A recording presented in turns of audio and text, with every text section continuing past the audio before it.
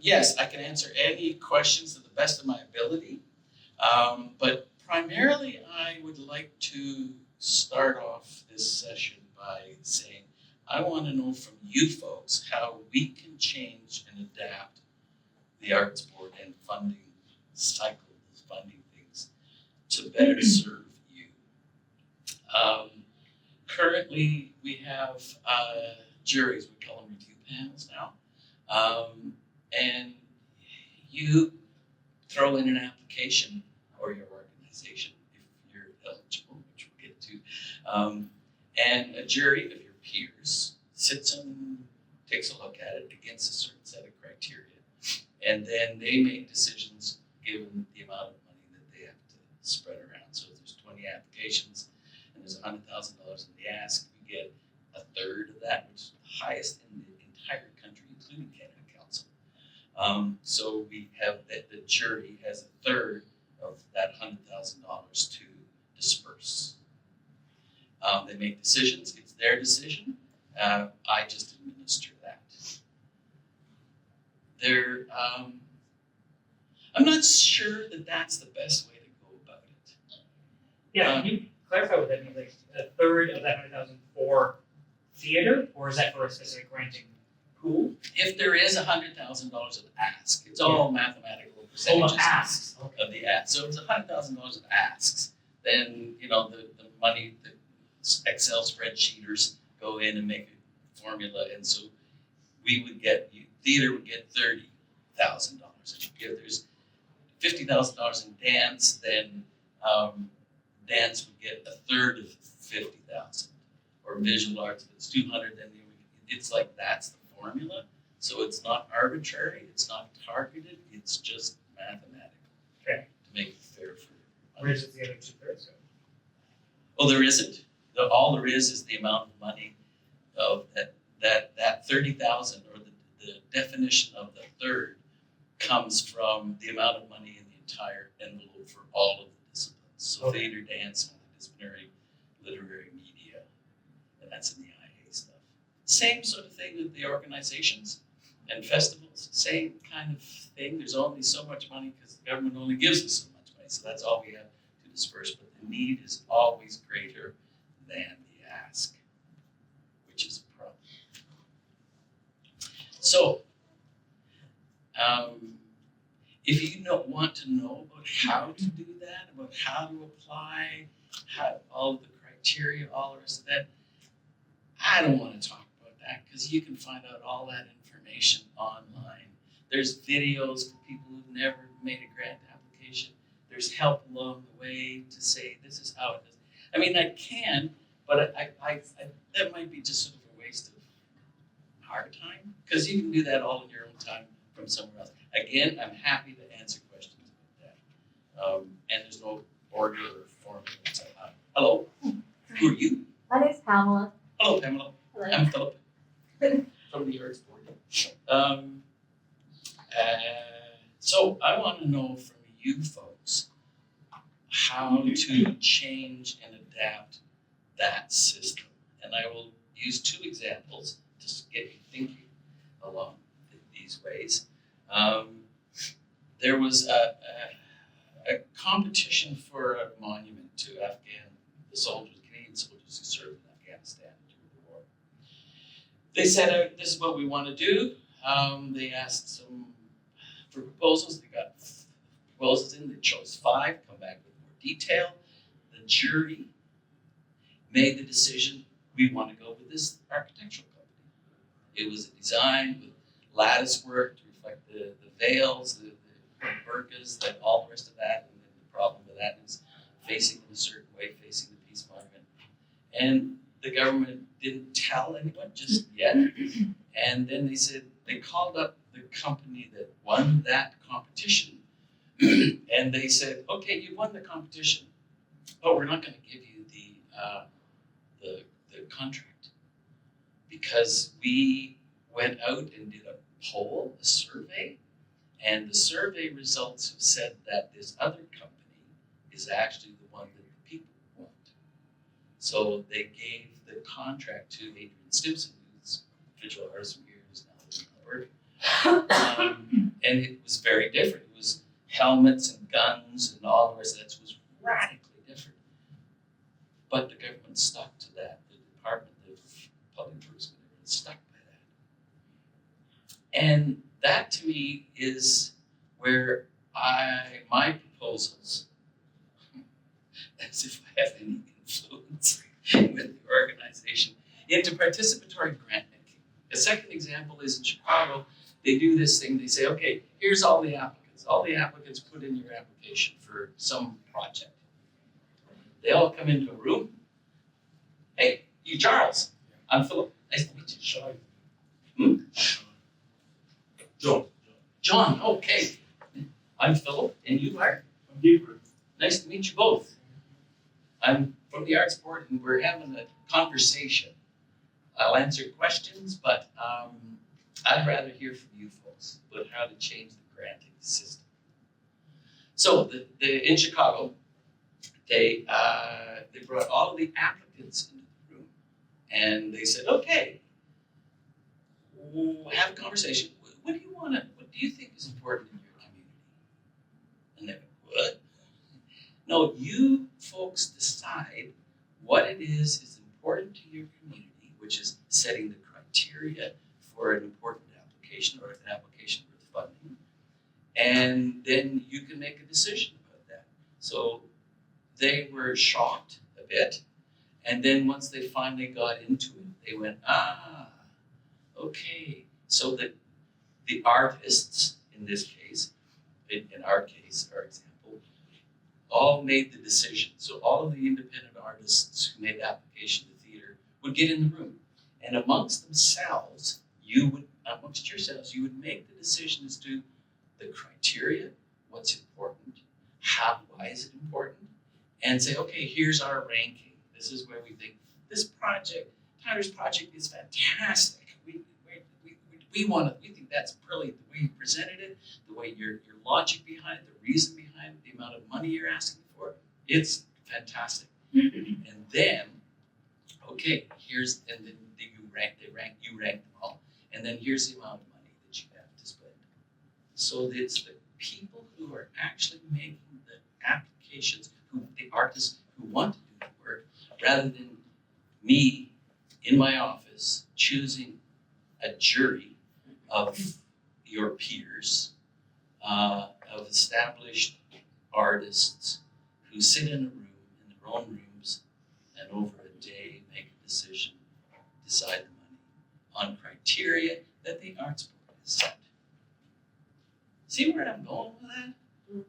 So it's up to who knows better what's valuable or what's important than you guys. I don't. Why would I know what's more important to you than you? Is where I've talked. Anybody else? What do you think? Yeah, okay. Questions about Yes. Risk assessment. Like the juries, like the criteria that they have, like what do they base their decision making on? What projects? I know like we've kind of seen a lot of the usual suspects receive funding for the, and I wonder if that's because there's a safety there, or there's typical year over year, we kind of trust them that this money will be used or whatever, and so newer projects maybe won't get. I'm speculating. Yep. Newer projects don't get funding because there's a risk, like we don't know. Maybe keep applying, and after a couple of years, after we can trust you, then we can consider you for funding, whether you get it or not. I think that process seems really discouraging. So after a couple of years, I'm discouraging them out no matter the game. I don't know if you talk to that perspective, just from like the applicant's perspective, and how true or how authentic is it from the jury's perspective? Yeah, sure. Well, and I agree with what you're saying. I think at least what I've seen and gone through, a lot of the same companies or same groups get money every year. And they are groups that could stand on their own. They've been at it for 20 years. They bring in corporate funding from all over, but yet they're still getting that big lump of money from the Arts Board, which seems unfair for other groups that are trying to establish. And my husband was one of the jurors once. He came home totally disgusted. Because of just that there was new, exciting little projects that couldn't get $5,000 because these guys over here got 305,000, just using it as an Yes. example. Yeah. It's repetitive, the money seems to go where it's safe. And maybe the statistics of the records show opposite that, but it's just not, Yeah. that's what it feels like. That's, And that's of course, it's a worthy and valid feeling. Those that get the money usually know how to write the game. And I haven't had questions about that as well. They know how to, Yeah. the buzzwords, what you say, Chat GPT. You know, I heard back, I'll get to you in a minute, I heard back recently that somebody submitted an IA theater application, recently, not this round, but the one before, using Chat GPT, and they got scads of cash. What does that mean? They got a lot of money Oh, okay. off their application, because it hit all the marks. Yeah. This is the criteria, here's the rubric upon which the jury makes a decision, and they got the money. And they were asked about that, and the recipient, the successful recipient said, I'll do whatever it can to get the cash. So there's that, there's the rubric, the arts board sets the rubric, and that's what I'm asking you folks about. Is that rubric, is that those criteria of any value anymore? right, when did it change last? We're in Has the, it ever? yes, it has. We've been tweaking it. About four or 5 years ago, the PAOPs, the professional arts organizations, the big companies, theaters, they did a renovation, did a conversation with the community, rewrote it extensively, and reorganized all of the funding, how that happens. So that was 4 or 5 years ago. Yeah. So now we're into that system is there. So let's say the Persephones and the Globes can all get whacks of cash because they have a big organization. So there's all of that stuff. But it means that smaller companies can't get the good small companies can't get the $5,000. And there's a program called PAOP Lite, Professional Arts Organization Program, Lite, L-I-T-E, spelled incorrectly. I didn't have a voice when that decision was made, but I rail against it every time opportunity. Where you can be just a group, you can be a set of projects. You know, well, we want 2 years of funding for $20,000 each. You know, we're just a group of people who've been doing a bunch of shit. We'd like to do more of it. Yeah, we've kept our books. We don't really have a board of directors because we figure we don't need one. We're a bunch of people who do work. So we would like secured funding for administration stuff. Yeah, Jen. So when you were talking about participatory granting, is that like me, Tyler, Donna, and Nina sit in a room and you say, here's this chunk of money, and then the four of us decide how much the four of us get? Or one of you get, or whatever those decisions that's up to you to decide. You can fund out of the four, 2 people could get all the money, or you could split it up, or that is your decision. But presuming in this situation that the four of us have all applied for funding, the four of us would decide how much each other gets?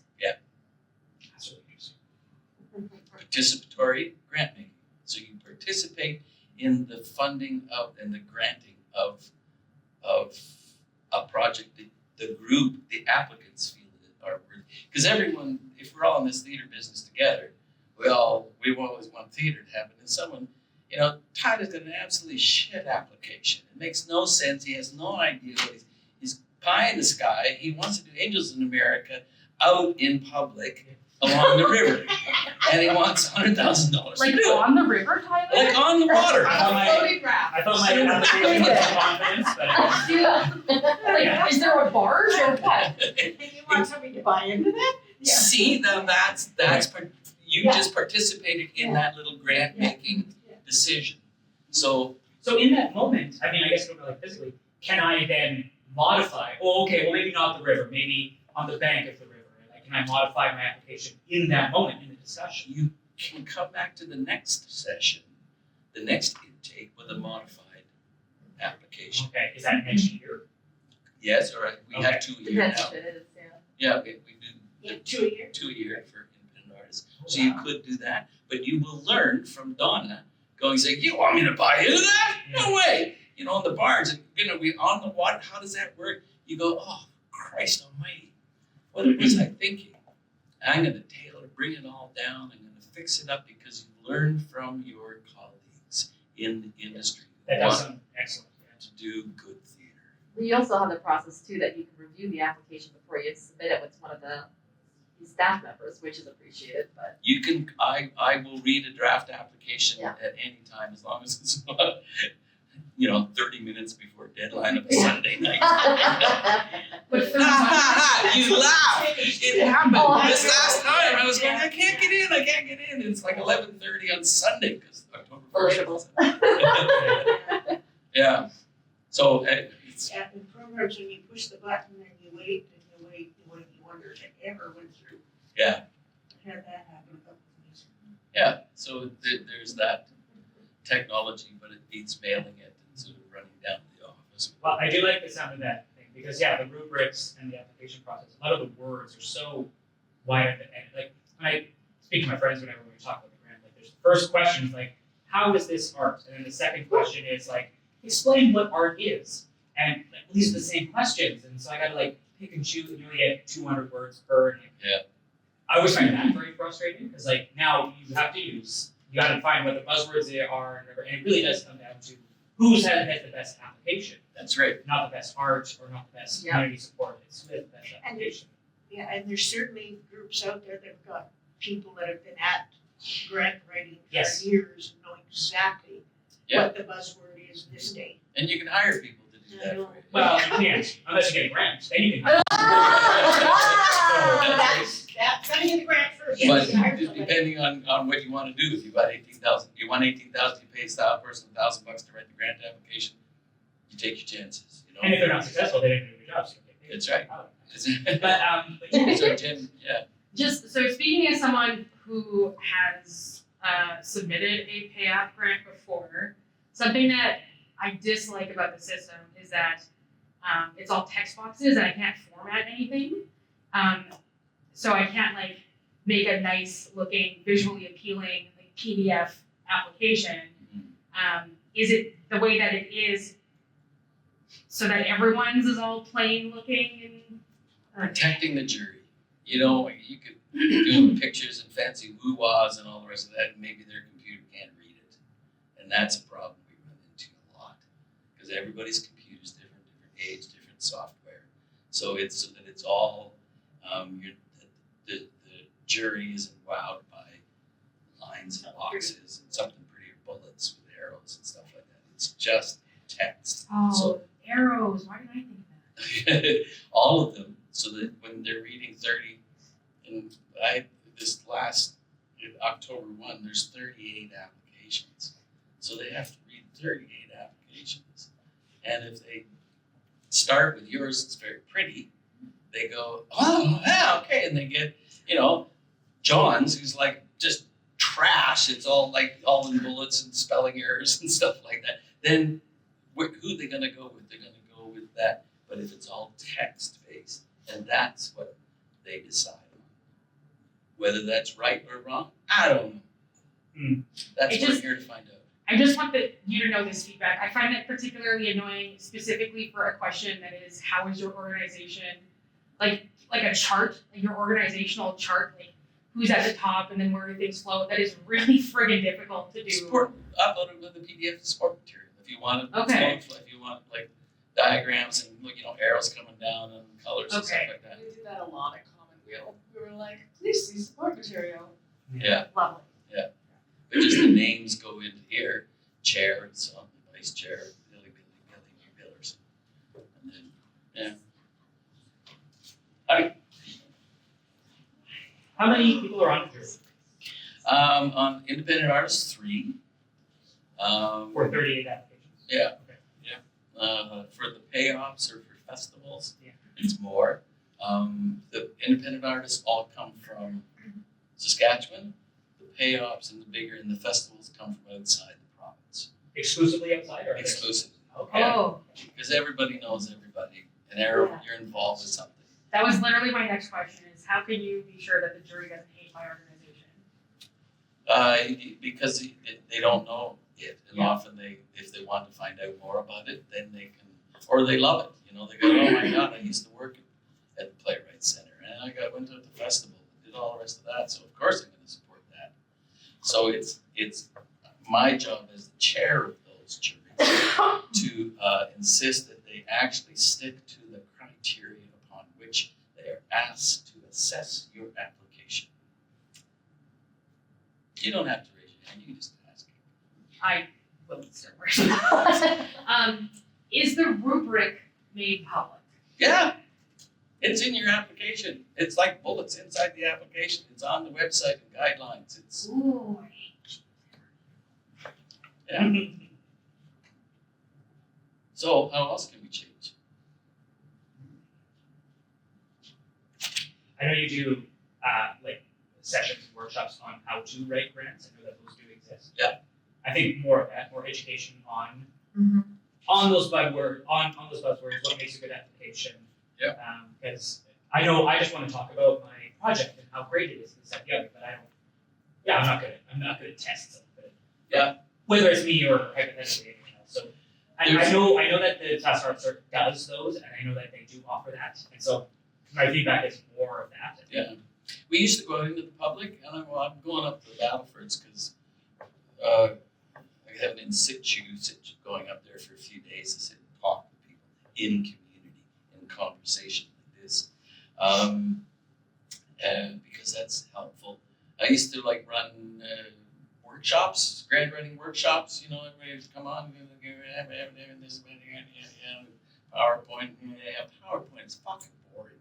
I'm sorry, but it is really boring and tedious because you're sitting there. Oh, I got to get all this down. And you're not thinking. I want applicants to think. I want them to imagine. I want them to be inspired to put in an application. So I used to do that a lot, and we don't anymore. But we have videos now on the website to see how to write an application, how to write a good application. Little chasing arrows going along like this, fine. Because some of that online stuff is just tough for people to get a handle on, because technology and stuff.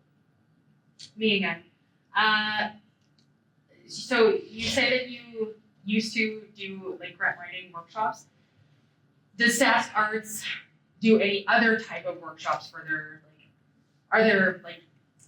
are people that are funded by Sask Arts considered members of Sask Arts? No. Okay. So you wouldn't be okay. I guess I'm just thinking I wonder if Sask Arts would do any other types of workshops for people, but I guess. What kind? Well, specifically for someone like myself who was thrown into a position where it's like, here you go. Also, don't forget the financials. I have had zero financial training in my entire life. So that would be incredibly helpful to someone like me, but I don't know where to get that information. 306-250-0613. That's my phone number. I'm your resource. I'm the person you call up and say, I don't know what to do. I don't know how to go about it. I'm your resource. That's the last word in my job title is consultant. And that's the part I love. I love helping people and John. So I know that Taiwo. Taiwo, nice, yeah. Nice to meet you. I knew that what you just said now, because when I was putting the Teacher Theatre project together, I reached out to you, Mhm. and then you put me through that process. Of course, I ended up not applying because I was not yet up to 1 year in the province. Mhm. So I wanted to ask, has that rule changed, or is still a standing rule that we have to do 1 year? Yeah, still because it's government money from the province of Saskatchewan, so they want residency to say, yeah, okay, you got to be here. You got to commit to the province before you can get provincial money. And does that, and I'm really just question around eligibility, I'm really asking questions because I've been a lot of researchers into and practitioners into the country who are not permanent residents or that will be an international student or visiting and they're here for a year or more. Can they still apply, or they have to be permanent residents or citizens, or can they work with somebody who is a partner with someone that is that has resident, landed status and all that? That's a rule that, to my No, they can't, but they can work with someone from here as part of a project. But that to me is a rule that sucks. Yeah. I don't like that rule, and I that's part of what I'm saying. How can we change? How can we make it more accessible for someone from Senegal or someone from Western Australia who's just come here, has got a fantastic idea for a project, willing and able to excite the community with this, because we don't live in a world that's like this, like Manitoba, Alberta, anymore. We live in the big world. So So I guess what would, and I'm asking this question because again, the research center that I run at the theater, we're really interested in this kind of sector-driven change. Mhm. So what do you think that, a research center with the Future Creative Theater and some other project like that, how can we be part of this kind of conversation? Because for me, this is going to be a game changer. I've done projects in that part of the world that I'm not from there, but I connected to a community there, and then they apply for the funding and voila, I'm there. But we can't do that here. So what I guess my question is, how can we support what you're doing to bring that kind of conversation so that we can get that to the table and start thinking of change? tell me that it's a good idea and keep going at it, Adams. Keep going, because I'm fighting that. I'm not exhausted yet, but it's a big agency, and it's an agency that has built-in ceilings, and it just drives me crazy because it's so antithetical to art making. It's a rule, and I don't know, the ministry has been they've been pretty good about changing and adapting things. In IA, independent artists, we used to say, no, anything over $100. If you spend more than $100, you have to show me a receipt. Well, that's stupid. Isn't it though? I mean, it's just like you get $18,000 but I have to go through it with a calculator. And, you take a photograph of a slip from Dollarama and I've got to try to figure out what. So that's changed. All we need to know is that some evidence that you did the project. And it's a little example of how we're slowly changing this archaic system. So I think making people who aren't necessarily Saskatchewan bona fide residents or permanent status here, having them access to the funds from the place they are buying their groceries and renting their houses and buying the fuel needs to change. I just want to throw out there also, Tyler, for your information. You cannot hire anyone who isn't a permanent resident or a citizen under an ACTRA contract. So for film work, they won't let you do that, which is really freaking annoying when you're looking for people to read parts in a Nigerian play. Yep. So I guess it's not just a funding conversation, it's a sector, across the front, it's a sector conversation. Right? Yeah, it's a second conversation. Okay. Yeah. Good. I'll be bringing an application for you to give me some funding to do it. Okay. And I have access to those dollars. Here you go. I'll take it. I have another question, that we're talking about dollars.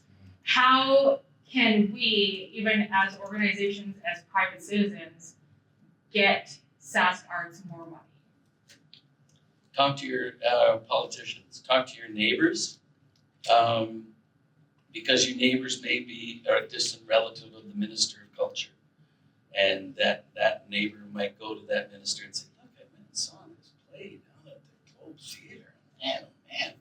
And you guys support that. Way to go, buddy. That's a good thing you've done. That's the only way. We got 2.5% increase for the first time in 8 years. Yeah. And we just went, okay, we're not going to make any decisions. We just gave it all to the organizations and said, okay, you spend it wisely. So and when I was running a theater company in the north, Canada Council came in with some more money, and I can get emotional about this. I got a check in the mail. I had no idea what it was for or why it was. They got extra money. They didn't ask for any proof or anything. They just sent me a check in the mail. It was like $15,000 in a small theater company, $200,000 in a theater company. That's a lot of cash. And I called them up. I said, when we used to be able to call up county council, and said, what's up? And they said, yeah, it's yours. We got money, it's yours. And I went, that's the way to go. It brought a life and a spirit to my work, our work up there that was irreplaceable. So that, yeah, you got the money. Meet me after. We're looking for that bucket of money that's outside. Yeah, Kennelly's guarding. Philip, are you here all day? No, I'm gone by noon, but I'm around. You asked about like what kind of change can Saskatchewan do? Yeah. What kind of change are you like capable of? Like what is the work that you do to make these changes? Like what barriers do you encounter, and how do you go about navigating those barriers? Get my colleagues pissed off at me. That's that's my job. It seems to be these days. Are your colleagues other like representatives of the different arts sectors, or Like I can talk about music and visual arts, not so much, but yeah, and I'm responsible for all the payoff organizations like the theater, the symphony, the dance, not the visual arts, because what do I know? But those things. So I get feedback from all of those organizations, as well as theater, dance, multidisciplinary artists. I used to do music, so I keep asking, and I just it's not a Sisyphusian rock that I'm pushing up, because there have been some successes. The values that were stated at the Arts Board were not values at all. They were endpoints, accessibility, accountability. Accountability is not a value. Generosity is a value. Commitment is a value. This is what am I doing? So those things have changed. That was a long, hard process. It was just, but I kept at it. And so now this participatory grant making is my next, that's my next pebble that I'm pushing up to the top of the ridge. Just because I think we need to change that. It's my personal belief, but it's also, the more I talk about this with people, and the Indigenous, we have 2 Indigenous programs now over there. They have already done that, Share and Connect. So not quite the same, not quite that model that I presented, but it's that they are now, it's based on values. That you don't have to have a degree, and a beater from Alosh has no degree, but they have respect in the community. And so those are the things those are the criteria upon which that little project is based. And they bring people in who know about those things, and the funding flows that way. So it's not based on numbered rubrics. Notice how I screwed my lip up with that. Some follow-up question more. So one is, do you have an advisory board that you work with, or maybe not advisory, or maybe a team that you bounce ideas with? Because I'm hearing a lot of you're trying to do this, which is great, but it can be it's a lot of work. So I wonder if there is within your policy a space to have more 1, 2, 3, 4 hearts together that you could bounce ideas with. Not formally. Okay. I do it inside. And Michael Jones, the CEO, is very receptive to these things. He's so I'm lucky that way, or we're lucky because I'm not alone in the arts board. That's doing that stuff. Carol Greyeyes is there. A few other people are just saying, yeah, this is what we have to do. And we take it to Michael. He says, yeah, we'll come up with a proposal. And the other part is these conversations. So you are my advisory board, and I believe in service. So it's taking input from you folks to adapt and change the way we do our business. Because curate ipsum is like Dr. Heal Thyself. And that I have that on my monitor, much to the annoyance of some people. But it's I think the arts board has to change our way of doing things. And before we can ask organizations and artists to make the changes that are necessary. So, and I know that Michael is doing a great job. But I wonder, is there a way to sort of put these as set in stone? In the case when somebody like, we have a new change of leadership, and that person doesn't necessarily believe in this process of doing things, it's informal way. But if it's set in stone, could there be an opportunity there so that we know that there is an advisor, whatever name that want to be called. Because I feel that as much as it's still very internal, it's driven really by those that are there, not necessarily by a series of policy. And the moment, I'm not saying any of you is going to leave, but who knows? If you leave tomorrow, then what happens? Exactly. Yeah. So is there maybe? There isn't. It's a good idea. And I will take that back. That we form a reform board or a board. We do go out and talk to the community when they changed Share and Connect, the Indigenous program. They went out to the community, held meetings in the communities. When we reformed the PACT from before, extensive meetings, we rewrote the IA applications, and I traveled around all of the communities from Assiniboia, Estevan, Orange, Battlefords, Yorkton, everywhere. We held public meetings with people who took notes, came back, and rejigged the IA applications. So again, that's the forums that but it isn't a formal body, advisory body, because who chooses the advisory body? What's the authority of the advisory body? That kind of stuff. But all that stuff gets put through now to the board of directors, which is a hugely flawed system. Which that Of course. But I won't get into that now, will I? No. Yeah. So yeah, until we form the board of directors thing, which is what Pay Out Light does. It's a start in that direction. You don't need a board of directors to apply for Pay Out Light. You just have done a bunch of projects with the same group of people in the past. That's all that is. Because the board of directors is an archaic, it's a patriarchy. It's just wrong. It's like this, right? And my other goal, is to make it go like this, so that we do this in circle, that the group makes the decisions, hence participatory grant writing. That's another form of that. Taking that, making it I'm very interested in that idea. I want to learn more about that. cool. Yeah, so that sounds good. Yeah. Write your MLA. Yeah. But it really is. I used to be chief of staff in government, and the letters to the MLAs had an impact. Yeah, they'll never change. They're in there for the money. They're just power hungry. You bet, all of the above. But when enough people write letters to say that's wrong, and some politicians are stubborn, pronouns, and will not change, and are vindictive about that, but some aren't. So change of government, evolution, we can all start singing the Internationale now anytime. So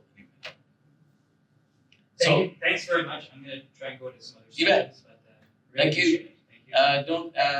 Thank you. Contact me. Just call me up. I'm around, or send me an email and stuff like that. Yeah. Sure. See ya. I guess I'm done. Tyler said we're done. Oh, I'm sorry. I'm just There's kidding. so much happening. I gotta go to other.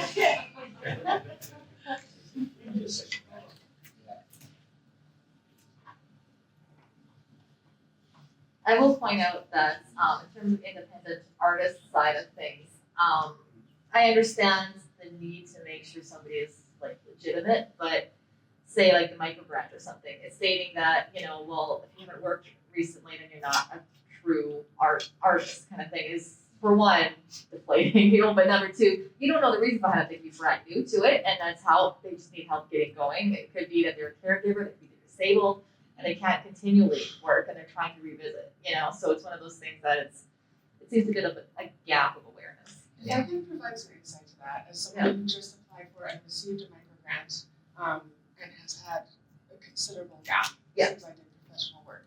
I just, in my letter of explaining who I am, I literally just describe what I've spent the last 10 years doing, and no questions were asked.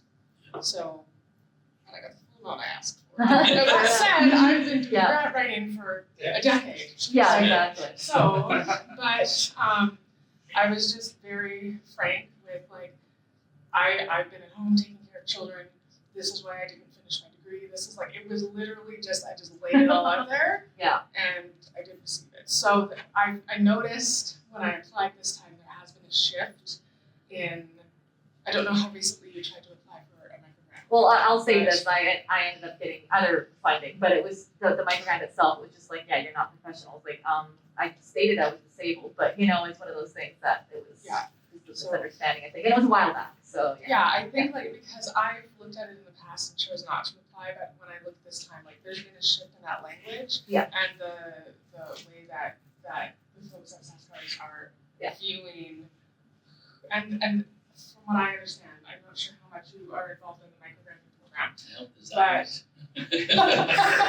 Perfect. No. But it sounds now I feel like, like extra guilty for saying this. no, it sounds like they are prioritizing funding artists that they've never even funded to now, like before. So there seems to be a really strong shift there, which for me was really exciting because now I feel empowered to be able to apply for an IA. I'm taking off my theater stuff. I'm here as Nina, as an artist.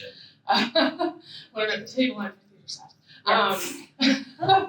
But yeah, like I really feel empowered now to be able to apply for an IA grant because I have like huge ideas that I've had brewing for years, right? But I don't know, they're not going to take me seriously. So I'm just, I get you. And I encourage you to apply again. Yeah, and it's again, like I said, like I've received other funding since, but it's just I knew that particular program, I thought maybe that was a gap that others were encountering. So I just because I didn't have a way to traverse it at the time, you know. So two things, very briefly.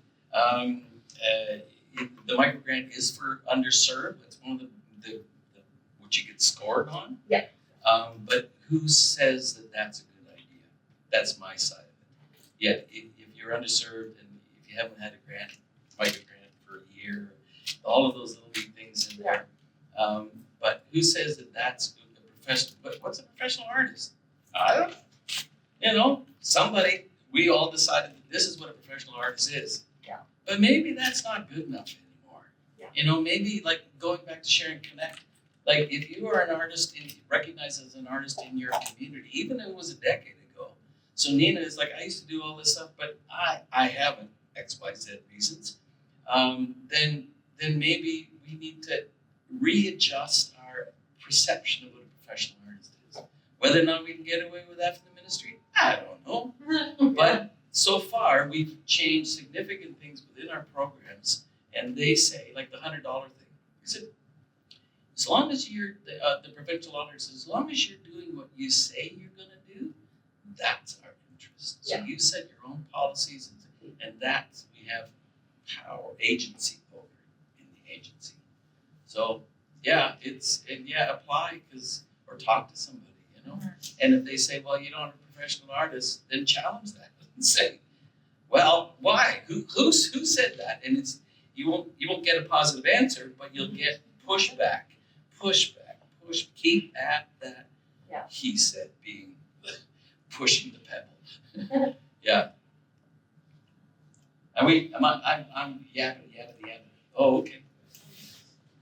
We started a few minutes late, so we elaborate a little bit, but is there any last minute discussions or questions, burning questions for Philip? No, he obviously said to call him, email him at any point, but anything for the group discussion? I think for me, I think that particularly around eligibility and all of that, it sounds like you have appetite to engage that more broadly, and if it's okay, I'll be happy to reach out and see, because I think that for me, I'm really interested in that sector shift, and I think we're at that moment right now where we could make use of that opportunity we have already, and I think we acknowledge the changes that are happening, like you rightly said, and we just want to push that more. So Keep going, keep pushing at the. can be quite tiring though, I have to say. Yeah, and you're right. I may not be there. I may not be the person, but if changes can be made into the policy or the way, like a $100 receipt thing, You know, it just, that change is now there. So the expectation, if that changes again, you folks are gonna get all pissed off and gonna call up the CEO, whomever that might be, or the consultant, whomever that might be, and say, why do we have to keep accounting for this? Why do I have to give you my dollar and until receipts? So I think, yeah, once it's like, it's not law really, but it's case law. In legal terms, it's like, this is how the decisions have been made in the past. So that becomes ipso facto case law. We can't go back from that. That's right. And so it changes the residency thing, all the rest of that stuff. We're coming up with an informal board of advisors or something like that. Once that's in place, who would be courageous enough to try to change that with a bunch of rowdy, yappy artists out there yelling at them saying, no, you can't do that. Cool? Talk to me. Talk to me anytime. Thank Thanks you very much. for your ideas over there.